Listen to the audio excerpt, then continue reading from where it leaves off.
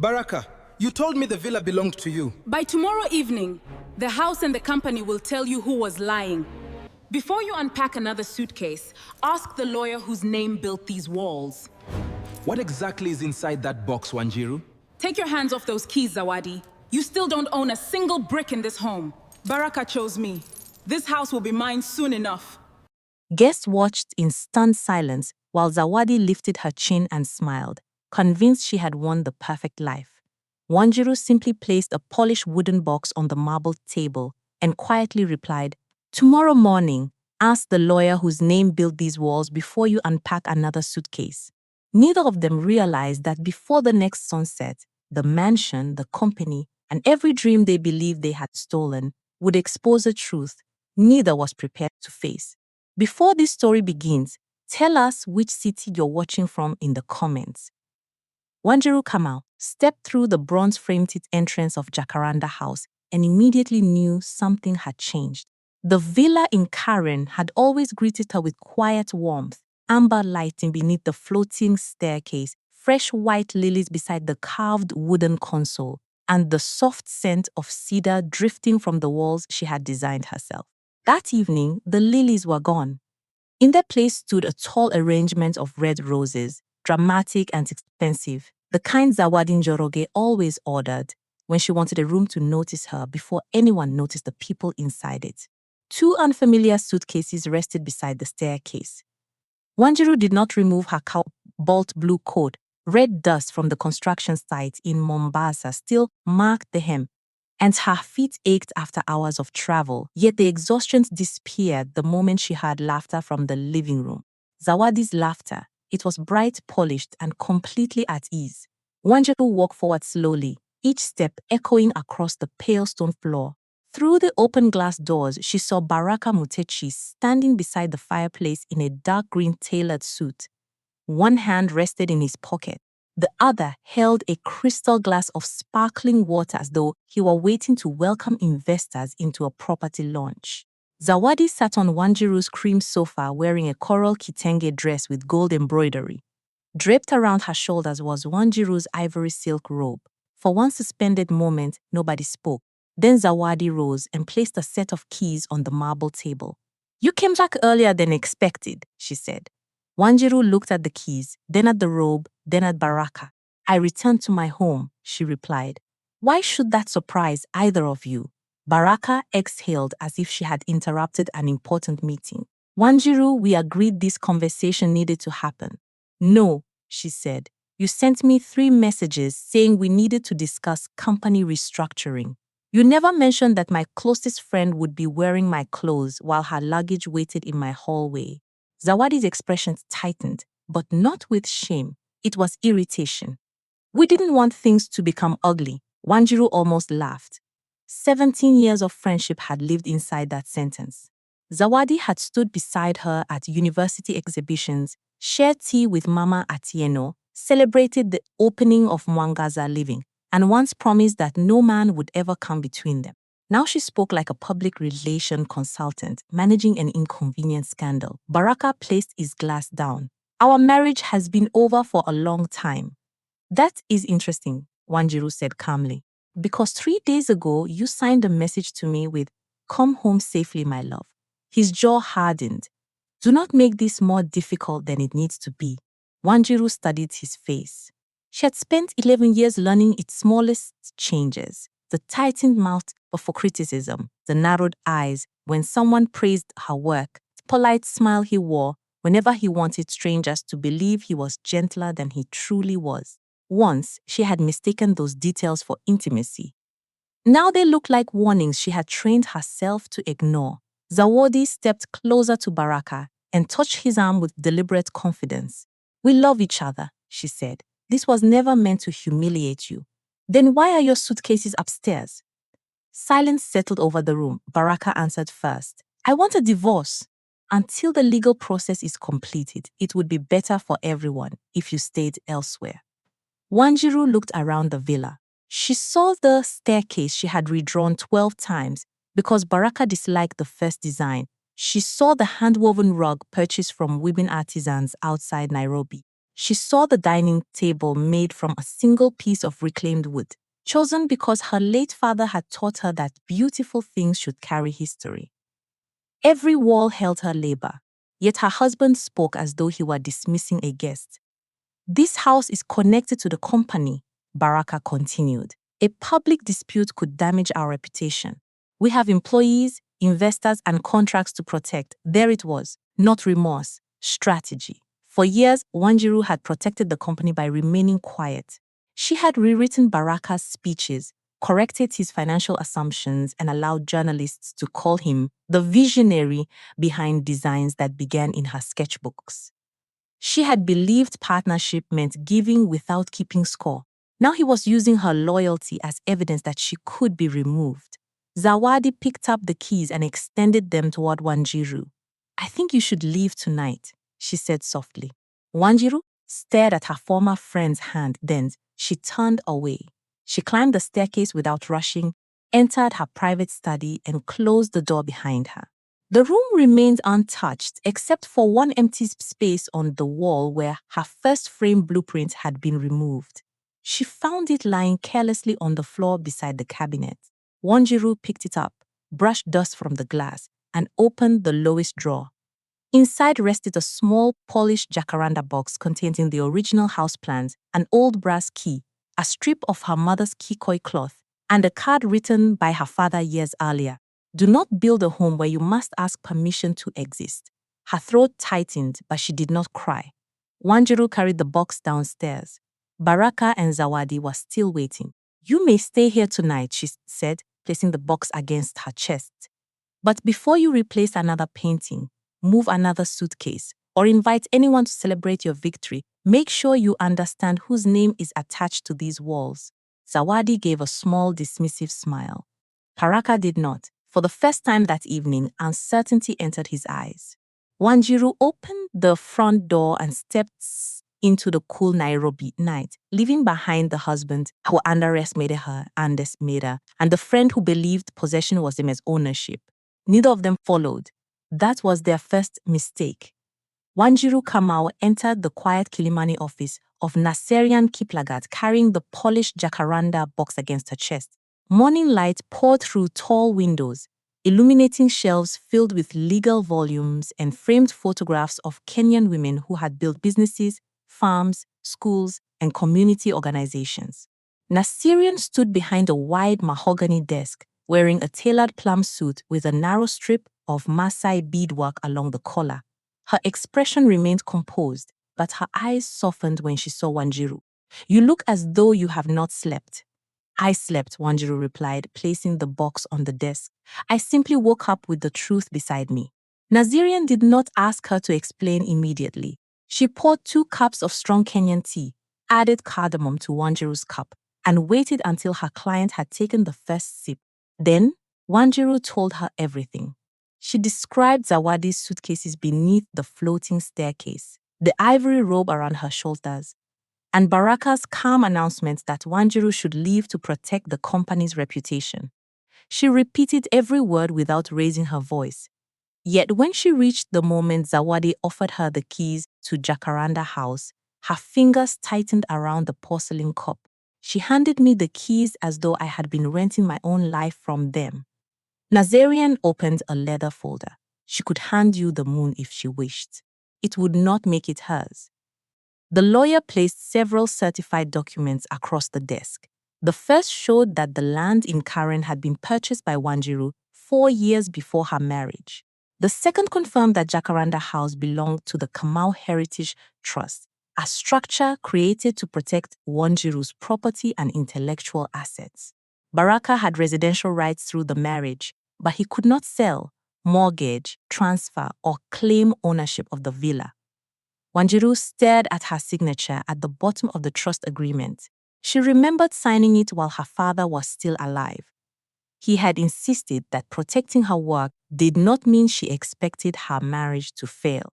It meant she understood that love and legal responsibility were not enemies. "Can I remove them?" Wanjiru asked. "Yes," Nazirian said, "but I do not recommend doing it today." Wanjiru lifted her eyes. "Why should they spend another night inside my home?" "Because Bags believes he owns more than the house. If he has made decisions based on that belief, we need to know what they are before he realizes how little authority he actually has. Nasirian opened another folder bearing the gold emblem of Mwangaza Living. The company records show that Wanjiru controlled 61% of the voting shares. Baraka held 19%, while the remaining shares belonged to two early investors and an employee trust. More importantly, the original architectural concepts, furniture collections, and signature interior systems remained registered under Wanjiru's name. Baraka was the managing director. He was not the owner. For years, however, the distinction had disappeared public. Magazine profiles called him the founder of Mwangaza Living.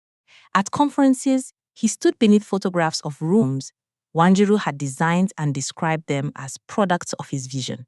When journalists asked why Wanjiru rarely spoke, Baraka smiled and said his wife preferred creativity to attention. Wanjiru had never corrected him. Nasirian leaned back in her chair. Why did you allow the world to believe he built the company? The question landed harder than any accusation. Wanjiru looked toward the windows, where Nairobi moved below in flashes of silver cars and colorful clothing. She thought about the earliest years of their marriage, when Baraka had arrived at her tiny rented studio carrying lunch and promising to help her find clients. He had been charming, energetic, and proud of her. Then the company grew. The first time a newspaper referred to Wanjiru as the mind behind Mwangaza Living, Baraka had become quiet during dinner. He insisted nothing was wrong, but he did not speak to her for the rest of the evening. After that, she began stepping backward. She let him answer questions during interviews. She placed his name first on proposals. Before major presentations, she prepared his notes, selected his clothes, and reminded him of details from designs he had barely reviewed. I thought I was protecting our marriage, Wanjiru admitted. From what? From his feeling that he was standing in my shadow. Nesiron's voice remained gentle. So you moved into the shadow instead. Wanjiru lowered her head. That was exactly what she had done. She had called it support, humility, and partnership. She had told herself that titles did not matter because Baraka knew the truth. But somewhere along the way, he had stopped treating her silence as generosity and started treating it as proof that he deserved the light. Nasirian gathered the documents into careful stacks. I need your permission to begin a discreet review of the company's financial commitments, especially anything Baraka signed during your absence. You think he has used company money? I think a man who tried to remove the legal owner from her house may also misunderstand the limits of his corporate authority. Wanjiru looked at the Jacaranda box. Inside it lay the first sketch of Jacaranda House, drawn when she still believed creating beautiful spaces was enough. Now she understood that building something was only half the responsibility. The other half was refusing to disappear from it. Begin the review, she said, but protect the employees. They should not lose their livelihoods because my husband confused access with ownership. Nazarian nodded. And Baraka? Wanjiru closed the box and rose. He will receive exactly what the documents say he is entitled to. No more and no less. For the first time since leaving her home, Wanjiru felt the ground beneath her become steady. She had not lost everything. She had simply forgotten how much of it still carried her name. Zawadi Njoroge stood beneath the crystal pendant lights of Jacaranda her house and watched the first guests arrive for the private dinner she had planned. She wore a floor-length coral kitenge gown embroidered with gold leaves, matching earrings that brushed her shoulders, and a delicate bracelet Baraka had bought during their secret weekend in Diani. Her hair was gathered into a sculpted crown of braids.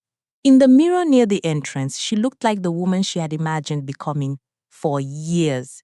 Admired, secure, and finally standing at the center of a beautiful life. The villa glowed around her. Tall candles reflected against the glass walls. A Kenyan jazz trio played softly beside the terrace. The dining table had been arranged with carved wooden chargers, cream linen, and bowls filled with white orchids. Outside, the garden lights illuminated the jacaranda trees in soft violet shadows. Everything was perfect, almost. Madame Zawadi, the house manager said carefully, The florist is asking who should approve the final invoice. Zawadi reached for the tablet. I will approve it. The manager hesitated. The account requires Madam Wanjiru's authorization. The words felt like a pin pushed through silk. Zawadi glanced toward Baraka, who was greeting two property investors near the fireplace. He looked elegant in a midnight blue suit with a patterned Kitenji pocket square, laughing as though nothing in the world could embarrass him.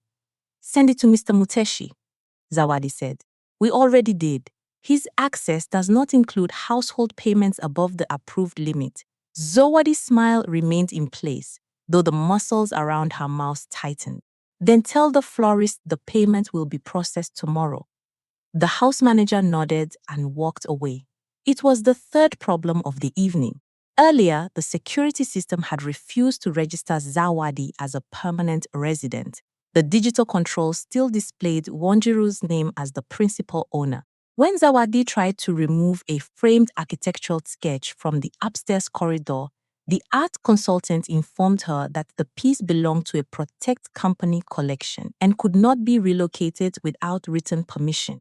Even the kitchen staff had asked whether Wanjiru's dietary preferences should remain in the household file. Zawadi had answered each question with practiced confidence. Wanjiru no longer lived there. Baraka had chosen her. Everything else was paperwork. That was what she kept telling herself. The guests gathered in the living room, dressed in jewel-toned gowns, tailored suits, and modern African designs.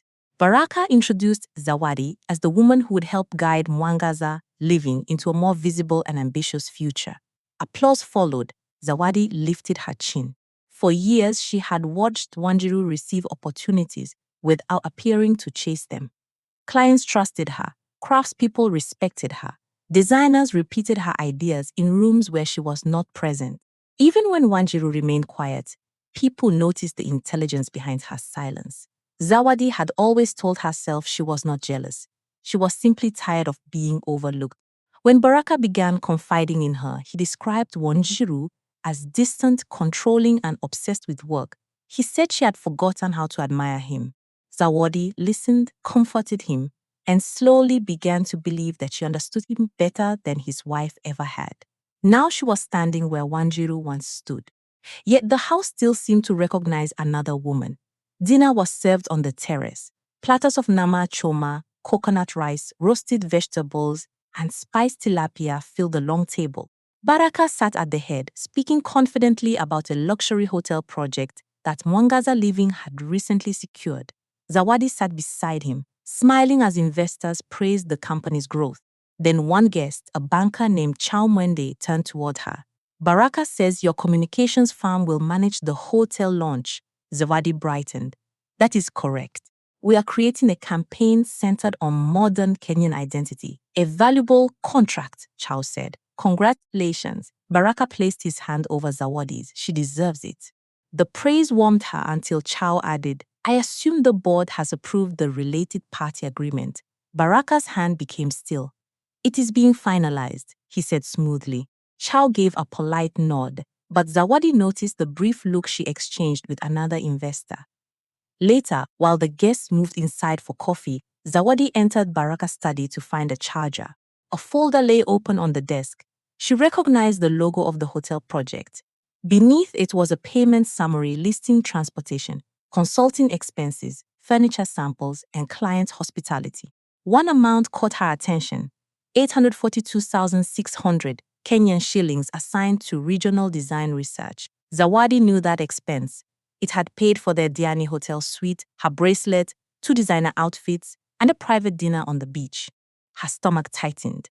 Baraka entered the study and closed the door behind him. You should not be looking through project files. You charged our trip to the hotel account. He loosened his cuff and sighed. It was a business trip. We did not meet single client. We discussed branding. You are managing communications, so the expense is defensible. Was my bracelet also part of the branding strategy? His eyes cooled. Do not become nervous over ordinary accounting. Successful businesses move money between categories all the time. Zawadi stared at him. For the first time, his confidence did not feel protective. It felt rehearsed. What happens if the board asks questions? They will not. And if Wanjiru asks? Baraka's expression hardened at the sound of his wife's name. Wanjiru is finished. Stop giving her power she no longer has.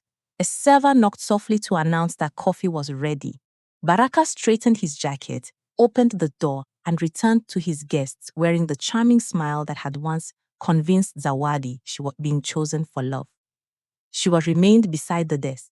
On the open folder beneath the expense summary was a line requiring authorization from the majority shareholder. The space was blank. For the first time since entering Jacaranda House, Zawadi wondered whether she had moved into a palace or stepped willingly into the center of someone else's unfinished investigation. Mama Atieno Kamau arrived at Wanjiru's temporary apartment carrying a covered basket of pilau, roasted vegetables, and Monday she had prepared herself. She wore a flowing plum dress with golden embroidery around the sleeves, a matching head wrap, and the layered bead necklace Wanjiru had given her after completing her first major hotel project. Even at 63, Mama Atieno entered every room with the composed authority of a woman who had spent decades running a household, raising a daughter, and managing a textile workshop without ever calling herself a businesswoman. Wanjiru welcomed her inside. The apartment in Kilimani was elegant but impersonal. Cream walls, polished floors, rented furniture, and wide windows overlooking Nairobi's crowded streets gave it the appearance of a luxury hotel suite rather than a home. Wanjiru had brought only a few dresses, her laptop, and the jacaranda box. Mama Atieno noticed the box on the dining table immediately. "You took that from the house? It belongs to me. I know my daughter. I was only asking." They sat across from each other while the aroma of cardamom and spice rice filled the quiet room. Mama Atieno served the food carefully, arranging each portion as though attention to percentage could protect them from the conversation waiting between them. "I spoke with your aunt," she began. "People are already asking why you have left Karen." Wanjiru placed her fork down. "Then tell them the truth." Mama Atieno's expressions tightened. Family matters do not need to become public entertainment. Baraka has behaved shamefully and Zawadi has betrayed the trust of everyone who welcomed her. But there may still be a way to resolve this without destroying your name. My name. You understand what I mean? Your company depends on reputation. Investors become nervous when marriages collapse publicly. Employees begin choosing sides. Relatives talk. Churches talk. People who have never sat at your table suddenly become experts on your life. Wanjiru studied her mother's face. "Are you worried about my reputation or the fact that I am refusing to protect his?" Mama Atieno looked away.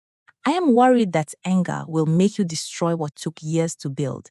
I am not angry because Baraka stopped loving me.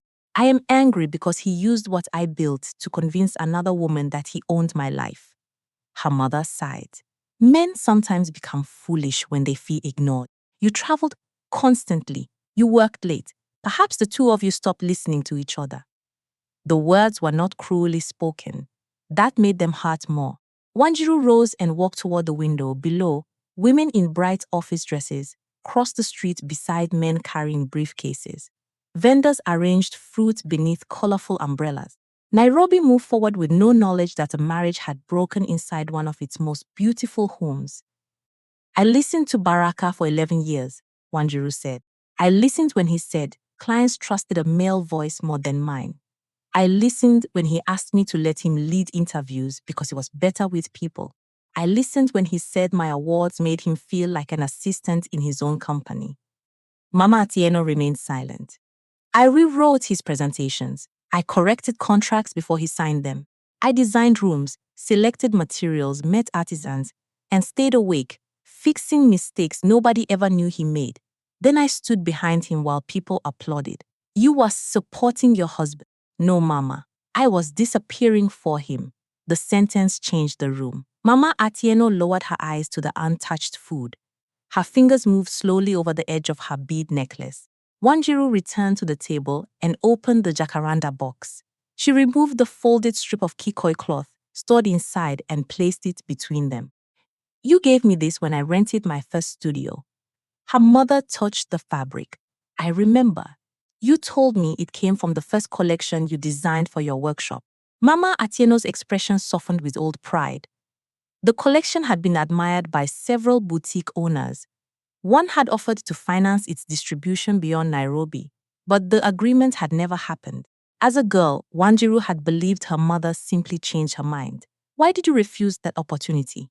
Wanjiru asked. Mama Atieno's hand became still. Your father was under pressure then. That is not an answer. For several seconds, only the distant sound of traffic filled the apartment. He did not like people calling the designs mine, Mama Atieno admitted. The workshop used his family's land. He believed the business should carry his name. So you gave it up. I chose peace. Were you peaceful? Mama Atieno's eyes lifted sharply, then filled with something Wanjiru had rarely seen there, regret. No, she whispered. It's a single word carried decades inside it. Mama Atieno folded the kikoi cloth with careful hands. She explained that she had been raised to believe a successful marriage required a woman to soften every achievement that might wound her husband's pride. When she advised Wanjiru to remain quiet, she had not meant to betray her. She had repeated the only survival lesson she had ever been taught. Wanjiru reached across the table. Mama, what protected you will not necessarily protect me. I see that now. Her mother's voice trembled, but she did not yet offer a complete apology. Some truths needed time to move through the body before the mouth could carry them honestly. Instead, Mama Atieno looked around the rented apartment and asked, What will you do? I will examine every contract, protect the employees, and remove Baraka from any position he has abused. And the marriage? Wanjiru closed the jacaranda box. A marriage cannot be saved by asking only one person to keep sacrificing. Mama Atieno nodded slowly. Before leaving, she wrapped the kikoi cloth around the wooden box and tied it firmly at the top. This time, she did not tell her daughter to return home. She simply said, Do not surrender your name to make anyone comfortable again. Wanjiru watched her mother walk door in her magnificent plume dress, carrying less certainty than when she arrived, but more truth. For the first time, both women understood that some traditions were not sacred wisdom. They were wounds passed down as instructions. Wanjiru Kamal entered the executive conference room of Mwangaza Living and found 3 thick folders waiting beneath the morning light.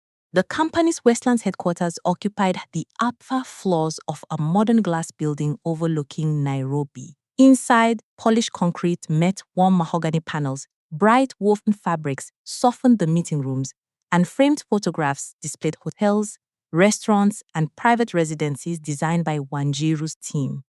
Every detail carried the company's philosophy, African materials shaped for contemporary life. That morning, none of it comforted her. Wanjiru wore a structured mustard yellow dress with emerald embroidery at the cuffs. Her braids were gathered into a low knot, and a narrow gold necklace rested against her collarbone. Nazarian sat on her right in a charcoal suit, while Taji Odiambo, the company's chief financial officer, waited across from them. Taji was usually composed. Today, his navy jacket remained unbuttoned, and his hands were locked tightly together on the table. Nasirian opened the first folder.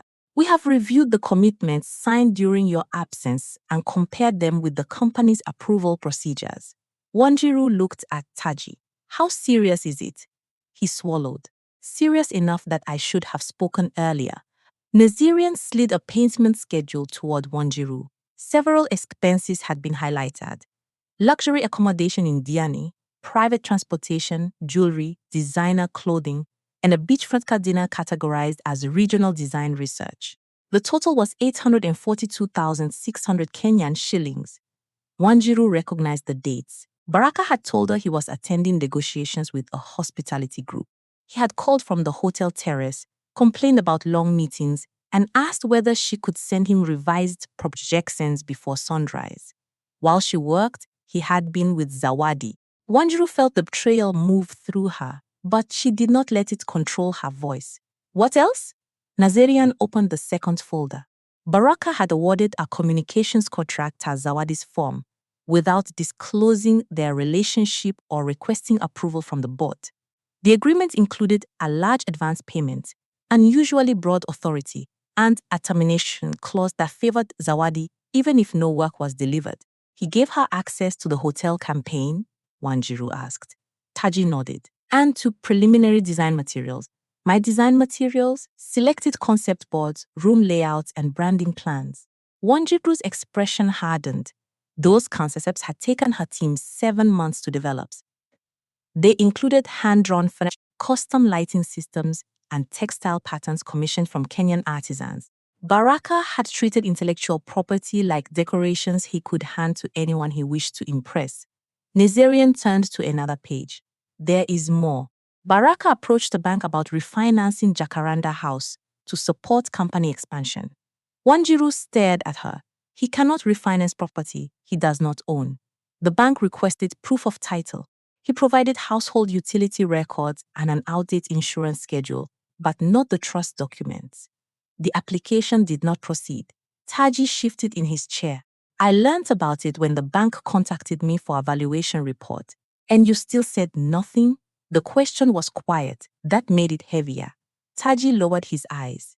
He was 40 years old, respected by the staff, and had worked with Wanjiru since Mwangaza Living operated from 2 rented rooms. He had helped the company survive delayed payments, rising material costs, and the difficult months when one large client nearly collapsed. I told myself I was protecting the company, he said. The hotel contract supports almost a third of our current payroll. If the board removed Baraka during negotiations, the investors might withdraw. 43 employees could lose their income. So you allowed him to continue? I delayed confronting him. You concealed the risk. Taji accepted the words without defending himself. Yes. Wanjiru stood and walked toward the glass wall. Below, Nairobi moved beneath a pale sky. Cars crowded Wayaki Way. People crossed between buildings carrying lunches, placards, and responsibilities that depended on salaries being paid. 43 employees. 43 households that had not chosen her husband, her marriage, or his dishonesty. Wanjiru turned back. If we expose everything immediately, what happens to the hotel project? Taji answered carefully. The clients may freeze payments until they understand whether the company can fulfill its obligations. And if we remain silent, we risk deeper losses and possible legal action if Baraka signs more unauthorized agreements. 2 dangerous choices. That was the part people rarely understood about justice. It was not always a clean door separating right from wrong. Sometimes it was a narrow passage where every movement could injure someone who had done nothing to deserve it. Wanjiru returned to the table. We will not hide this, she said, but we will not destroy innocent livelihoods to create a dramatic punishment. Nazarian nodded, waiting. Separate Baraka's unauthorized commitments from the operational accounts. Notify the bank that no property transaction can proceed without the trust approval. Secure every design file and suspend Zawadi's access immediately. Taji took notes. What about the employees? Payroll continues. The project teams continue working. No one is to learn about the affair through company communication. We will address governance failures, not turn private humiliation into office entertainment. Taji looked up, surprise passing across his face. In my position, you will prepare a complete report for the board. Include every warning you ignored, every conversation you delayed, and every consequence your silence created. I understand you may still lose your position, Wanjiru added. Honesty now does not erase your earlier choice. His face tightened, but he nodded. Nazarian closed the first 2 folders and placed her hands on the third. This contains the authority needed to call an emergency board meeting. Wanjiru looked at the signature line. For years, she had allowed Baraka to act as though leadership belonged to the loudest person in the room. Now she understood that real leadership was measured by what someone protected when anger gave them permission to destroy. She signed. As the ink dried, Taji asked, "What will you do about Baraka?" Wanjiru lifted her eyes. "I will not punish him for loving someone else." She gathered the folders into one precise stack. "I will hold him accountable for using other people's money, work, and trust as though they were gifts placed at his feet." Outside the conference room, the company continued moving. Designers compared fabrics, project managers answered calls, an assistant carried tea toward a client meeting. Nothing had collapsed, not yet. But beneath the beauty of Mwangaza living, the numbers had begun telling the truth. Baraka believed charm could silence. Baraka Mutesi stepped onto the illuminated stage of the Crown Meridian Hotel in Upper Hill and raised a crystal glass toward nearly 200 invited guests. Behind him, a curved screen displayed photographs of Mwangaza Living's most celebrated projects. Glass villas framed by acacia trees, boutique hotels filled with hand-woven Kenyan textiles, and elegant restaurants shaped from stone, timber, and brass. Golden pendant lights glowed above tables dressed in ivory linen, while arrangements of orange birds of paradise and deep purple orchids brought color to the grand ballroom. Baraka looked entirely at home beneath the attention. He wore a black tailored suit with bronze kitenje detailing along the lapels. His voice carried smoothly through the room as he thanked investors, designers, suppliers, and members of Nairobi's business community for supporting what he called a bold new chapter. Zawadi Njoroge stood beside the stage in a dramatic gold gown embroidered with copper beads. Her braids fell over one shoulder and a wide Maasai-inspired necklace rested against her collarbone. She had been told that Baraka would introduce her as the new creative communications director. She smiled as cameras turned toward her. This was the moment she had imagined since moving into Jacaranda House. Not merely being chosen by Baraka, being recognized beside him. "We are no longer the modest studio we once were," Baraka declared. Mwangaza Living is ready to expand beyond Kenya and redefine African luxury for the world. Applause filled the ballroom. Then the doors opened. Wanjiru Kamau entered wearing a wine-red gown with a structured neckline and a narrow panel of intricate beadwork running from one shoulder to her waist. She carried no documents in her hand. Nazarian Kiplagat walked several steps behind her, while Taji Odiambo followed in a charcoal suit, his expression solemn. The applause weakened. Baraka's smile remained in place, but his fingers tightened around the glass. Zawadi turned pale beneath her carefully applied makeup. Wanjiru did not search the room for sympathy. She greeted two longtime investors, thanked a senior artisan who had supplied furniture for their earliest projects, and took an empty seat near the front. Her calmness unsettled Baraka more than anger would have. He continued his speech. "For some time, there has been uncertainty regarding our leadership. Tonight, I want to make our direction clear. Wanjiru has decided to step away from daily operations because her priorities no longer match the future of this company." Several board members exchanged confused glances. Wanjiru remained seated. Baraka extended one hand towards Zawadi. "I am pleased to announce that Zawadi Njoroge will help lead our creative communications and international brand strategy." Zawadi began walking toward the stage. Before she reached the steps, the chairwoman of the board, Dr. Mumbi Karani, rose from her table. "I am afraid that announcement cannot stand." A heavy silence fell across the ballroom. Baraka looked toward her. "This is neither the place nor the moment for procedural disagreements. It became the place when you presented an unapproved appointment as a company decision." Nazarian handed Dr. Mumbi a sealed folder. Copies were quietly distributed among the board members. Baraka placed his glass on the podium. "What is this?" Wanjiru finally stood. "A record of the decisions you made while believing nobody would question your authority." She walked towards the stage slowly. The room watched her, but she did not hurry to transform their attention into a performance. When she reached the microphone, she looked first at the employees seated near the back. No salaries will be interrupted. No legitimate project will be abandoned. No employee will be punished for matters they did not create. Relief moved through several faces. Baraka stepped closer. "You cannot walk in here and frighten our staff because you are angry about our marriage. I have not mentioned our marriage. You do not need to. Everyone knows why you are doing this." Wanjiru turned toward him. The board received evidence that company funds were used for private wealth, jewelry, clothing, and personal entertainment. It also received an undisclosed contract awarded to a company controlled by someone with whom you had a personal relationship. Whispers spread through the room. Zawadi stopped beside the stage. Wanjiru continued.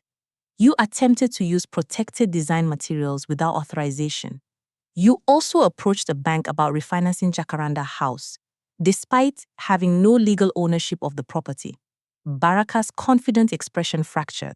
That house is our marital home. It was purchased before our marriage and is held by the Kamau Heritage Trust. You have never had the authority to sell it, mortgage it, or transfer it. Zawadi stared at him. You told me the house would become yours after the divorce. Baraka ignored her.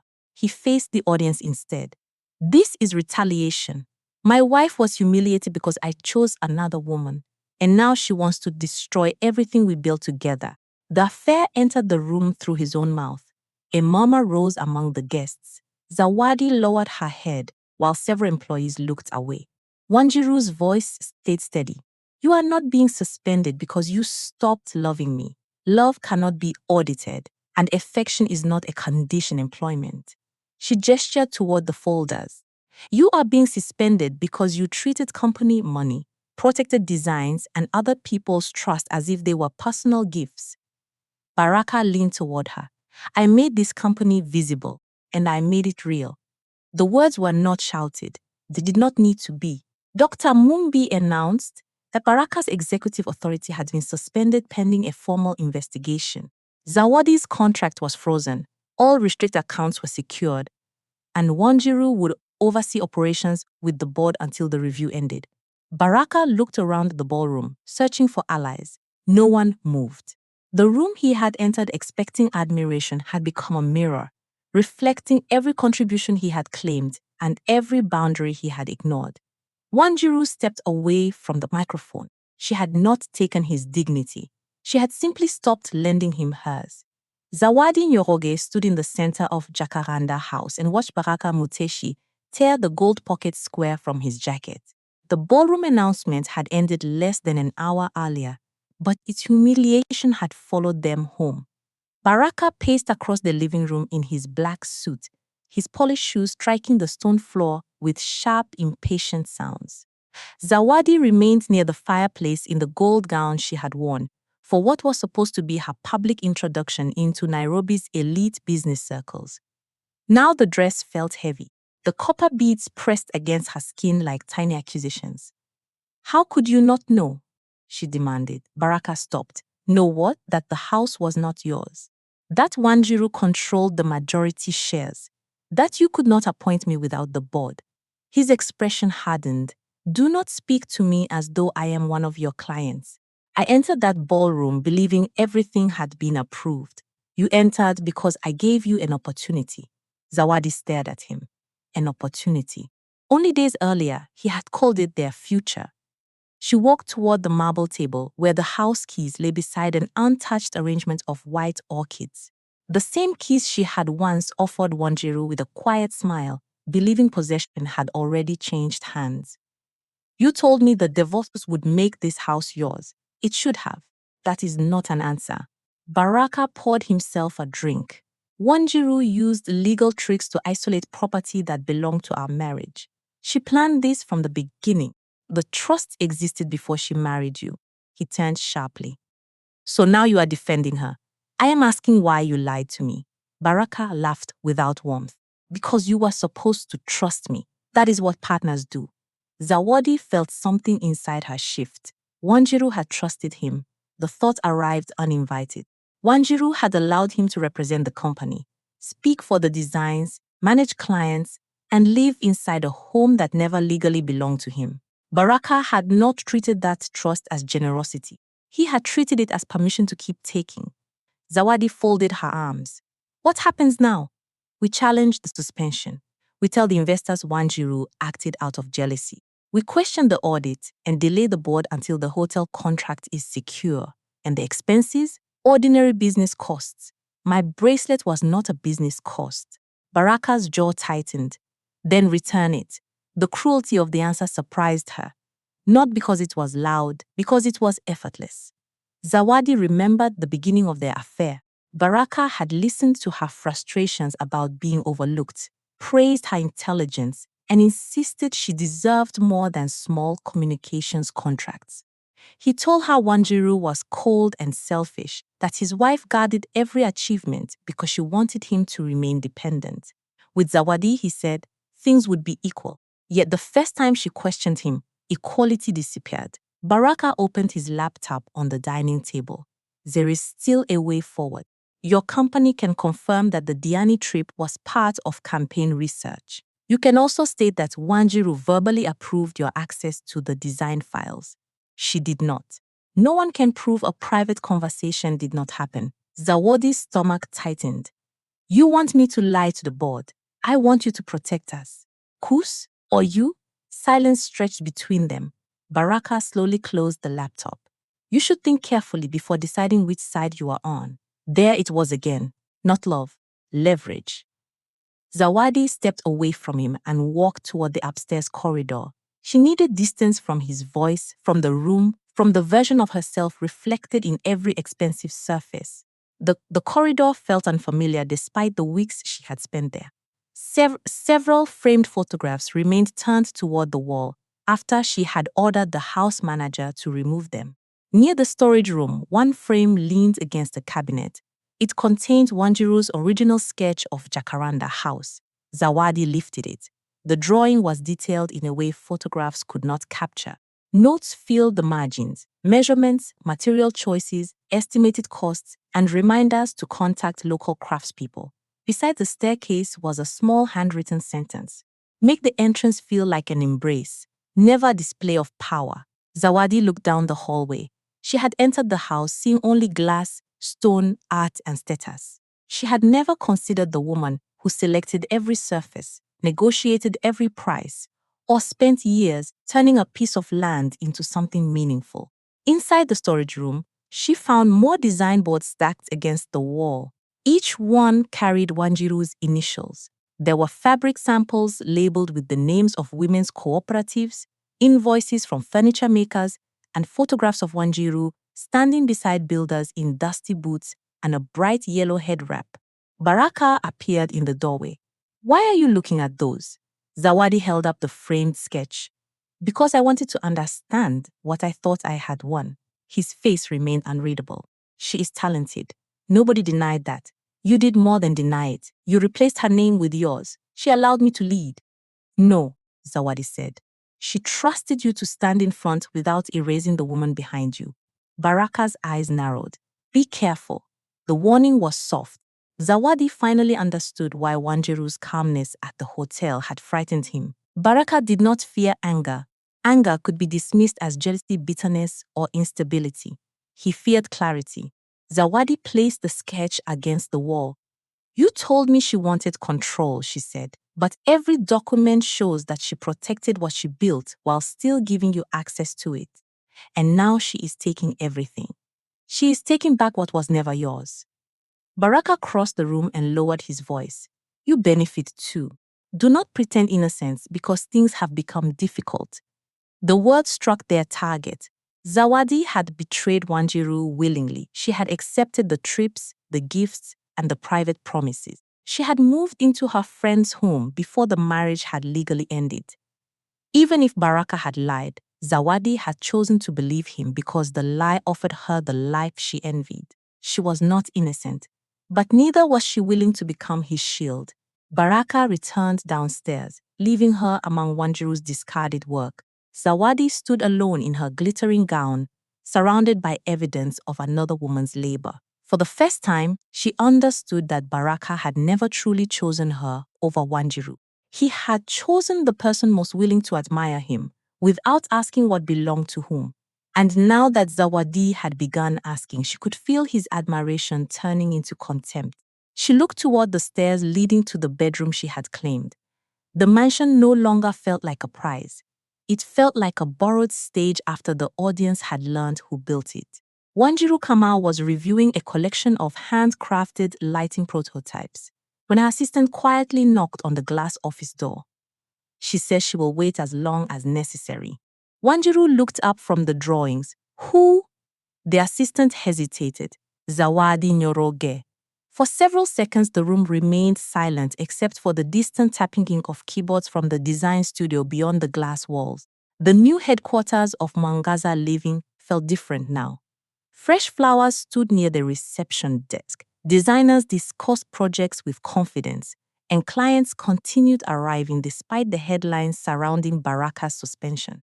The company had survived because its foundation had become stronger than the man who believed he controlled it. Wanjiru closed the folder in front of her. Please ask her to come in. Moments later, Zawadi stepped into the office. The confident woman who had once walked through Jacaranda House wearing Wanjiru's silk robe was gone. She wore a simple navy blue dress with no jewelry except a small pair of silver earrings. Her hair was neatly braided, but there was no attempt to impress anyone. She carried a brown document envelope instead of a designer handbag. For the first time in many years, she looked like someone who had stopped performing. Neither woman spoke immediately. Finally, Zawadi placed the envelope on the table. I brought everything. Wanjiru did not touch it. What is inside? Email conversations, payment approvals, copies of messages, draft contracts Baraka asked me to sign. The original communication plan for the hotel project. She paused. And the truth I should have told much earlier. Wanjiru studied her face. You understand that bringing evidence does not erase what happened. I know. You are not here expecting gratitude, no, or friendship. A faint sadness crossed Zawadi's face. I lost the right to expect that the day I chose to compete with someone who trusted me. The honesty surprised Wanjiru, not because it changed the past, because it did not try to rewrite it. Wanjiru finally opened the envelope. Inside were printed emails showing Baraka instructing Zawadi to invoice services that had never been completed. There were messages asking her to describe personal vacations as branding research and drafts, directing her to present herself as an approved executive before the board had even discussed the appointment. Every document strengthened the investigation. Every page also revealed how willingly Zawadi had participated. You answered these emails, Wanjiru said quietly. Yes, you signed some of those invoices. You attended meetings knowing I was being lied to. Yes, Zawadi never searched for excuses. She accepted every question like someone who understood that responsibility could not be negotiated. Finally, she took a slow breath.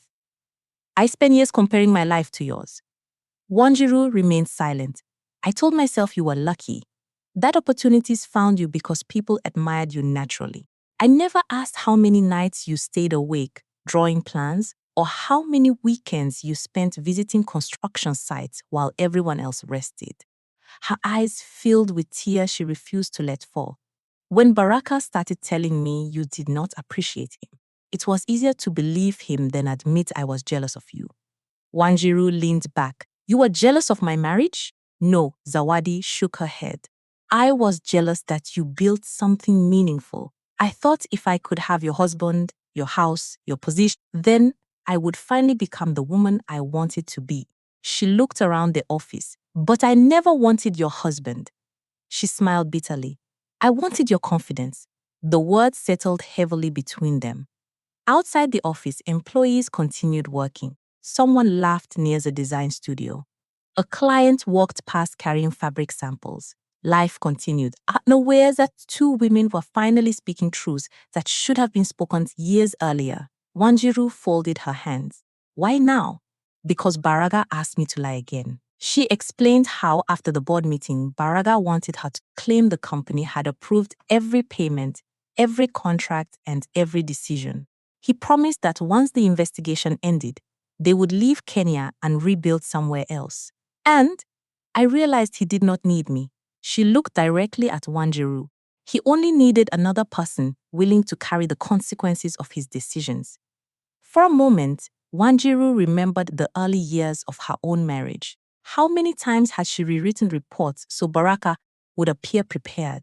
How many mistakes had she quietly corrected before clients noticed? Different years, different roles, the same pattern. She understood something painful.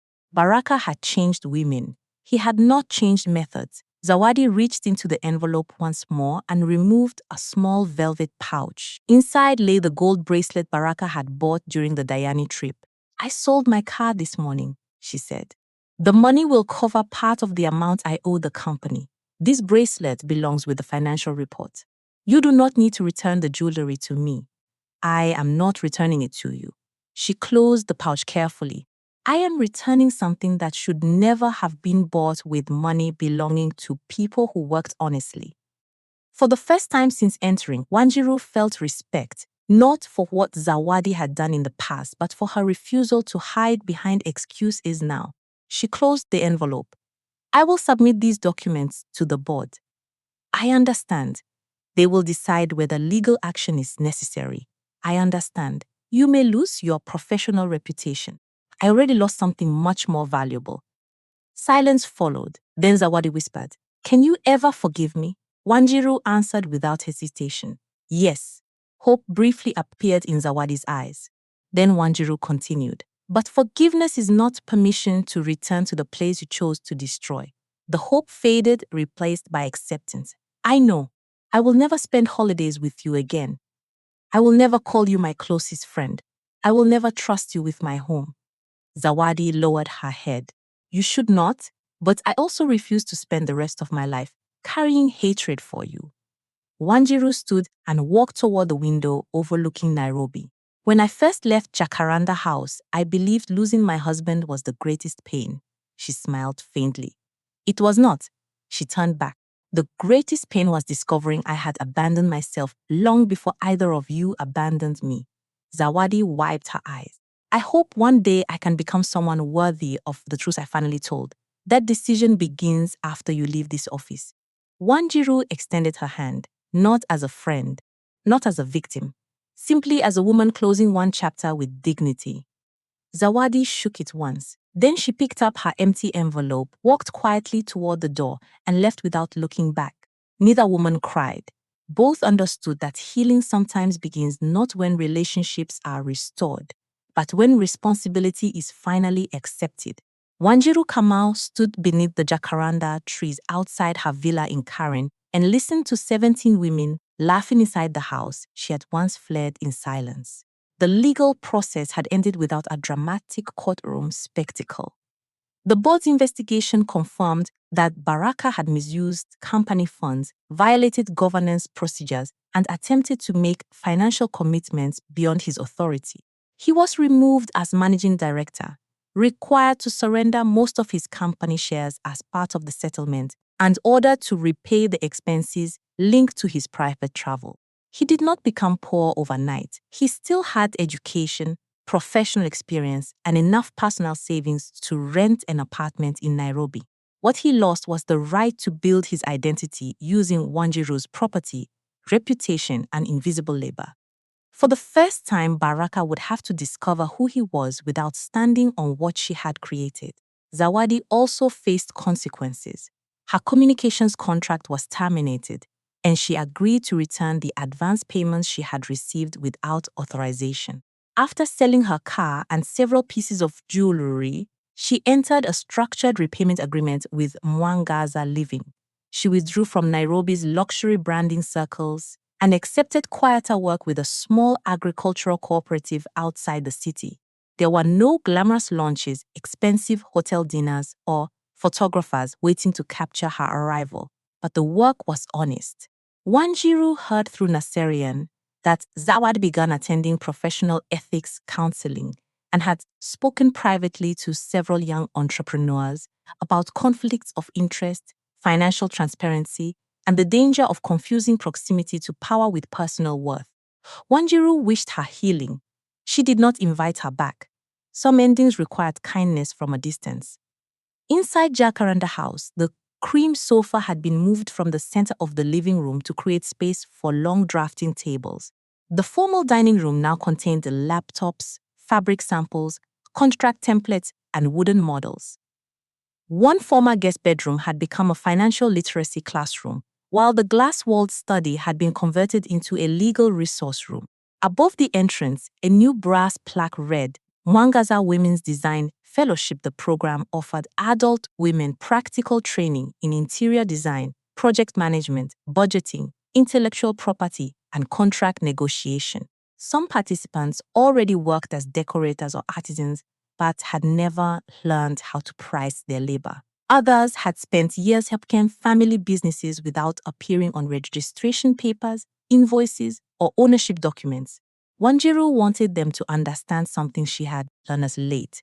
Talent could open a door. Knowledge protected what waited behind it. Mama Atieno entered the foyer carrying a tray of tea and mandazi. She wore an emerald green dress patterned with golden leaves and the bead necklace from Wanjiru's first hotel project. Behind her came women dressed in vivid Kitinji prints, tailored trousers, flowing head wraps, and bright handmade jewelry. The house had never looked more beautiful. Not because the furniture had changed, because nobody inside it was being asked to become smaller.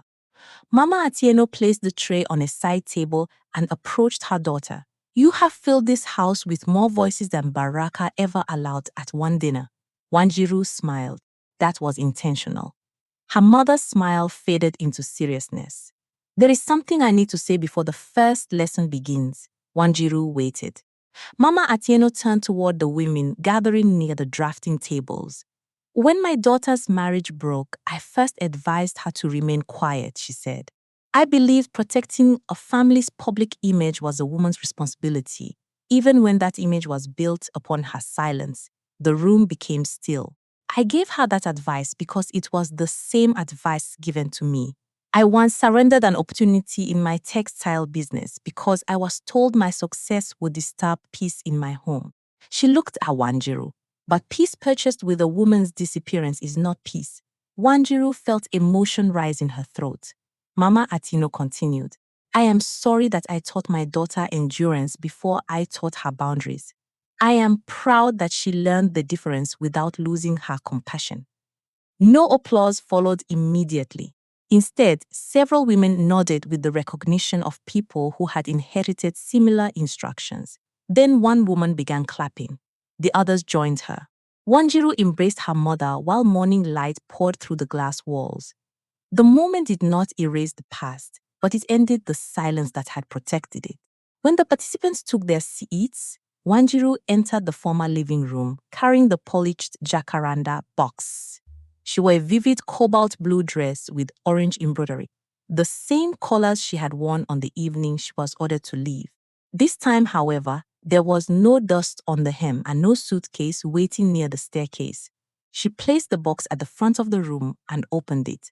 Inside lay the old brass key, the strip of kikoi cloth, the first plans for Jacaranda House, and the card written by her father. Wanjiru held up the original blueprint.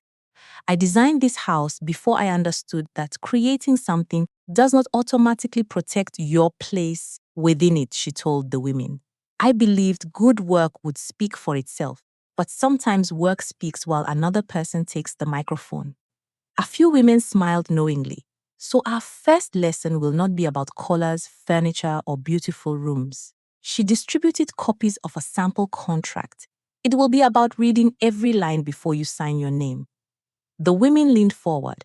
Outside, jacaranda petals drifted across the garden. Inside, pages turned, questions were asked, and pens began moving across notebooks. Jacaranda House was no longer a trophy in a failed marriage or a prize two people had tried to steal. It had become a place where women learned to build without disappearing. Wanjiru looked around the room and understood that ownership was more than having one's name written on a document. It was the freedom to decide what something would become. Baraka had once believed he could remove her from the life she built. Instead, his betrayal forced her to return to it fully. Wanjiru no longer stood behind anyone. She stood at the front of the room, beneath her own name, teaching 17 women never to surrender theirs. 1 year later, Mwangaza Women's Design Fellowship had trained 68 women from across Nairobi, Kisumu, Nakuru, and Mombasa. Some opened small interior studios, others registered businesses they had managed informally for years, and several negotiated their first contracts without surrendering ownership of their ideas. Jacaranda House became known not for the scandal that once unfolded inside it, but for the confidence women carried out through its doors.